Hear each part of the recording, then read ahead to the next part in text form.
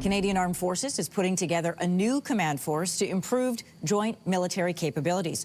Following similar structures of key allies like Australia and the UK, the Canadian Joint Forces Command will do the following: oversee logistics, health services, operational sustainment, and joint force development. For a closer look at what that means, I'm joined this morning by Lieutenant General Darcy Molstad, Inaugural Commander, Canadian Joint Forces Command. Good morning and welcome to your morning. Good morning, Anne-Marie. Thank you very much for having me. Great to be here. It's great to have you. In civilian terms, what does that list actually mean? How is it different than what's already in existence? Yeah, so it's actually putting together a lot of the key joint enabling functions that have been under other chains of command in the past in order to bring greater coherence and accountability to these capabilities. You know, I think of, you think of the Army, Navy, and the Air Force, if you think of a human body as the major organs of a human anatomy, but it's the joint enablers that connect it all together to make sure that they get the blood supply, the logistics to the point of need. You've got information and intelligence that is your eyes and ears making sense of the environment around you. You've got your medical system, which is also your immunity system, making sure your forces are healthy and ready to be conducting operations. And then, of course, command and control, which is like the nervous system, getting the right information to the right people at the right time. So those are a lot of the functions that are going to be falling under this new Canadian Joint Forces Command to bring greater coherence and accountability and a champion for those capabilities that are critically important in today's modern security environment.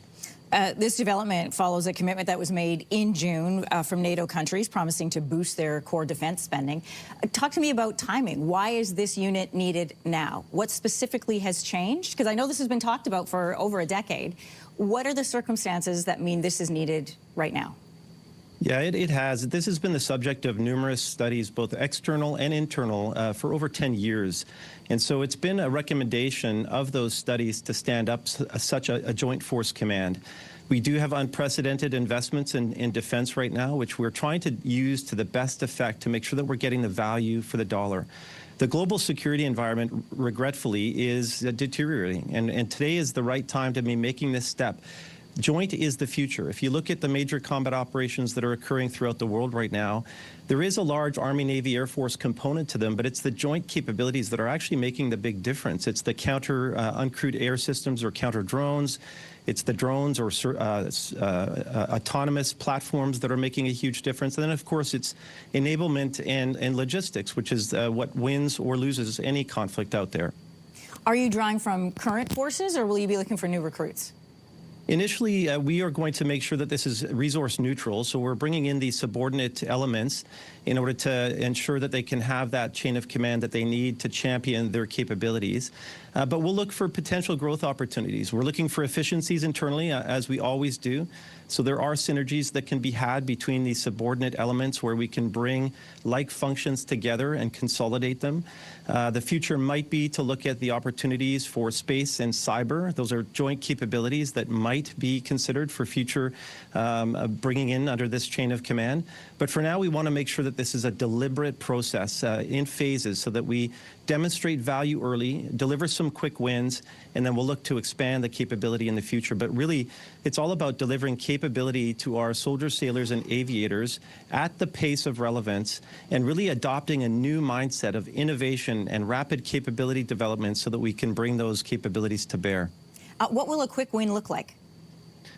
A quick win will look like, for example, we've got an element, a subordinate element that is looking at counter uncrewed air systems capabilities or counter drones. I would like to see those capabilities deployed at scale to our bases and our wings so that we can protect our critical infrastructure.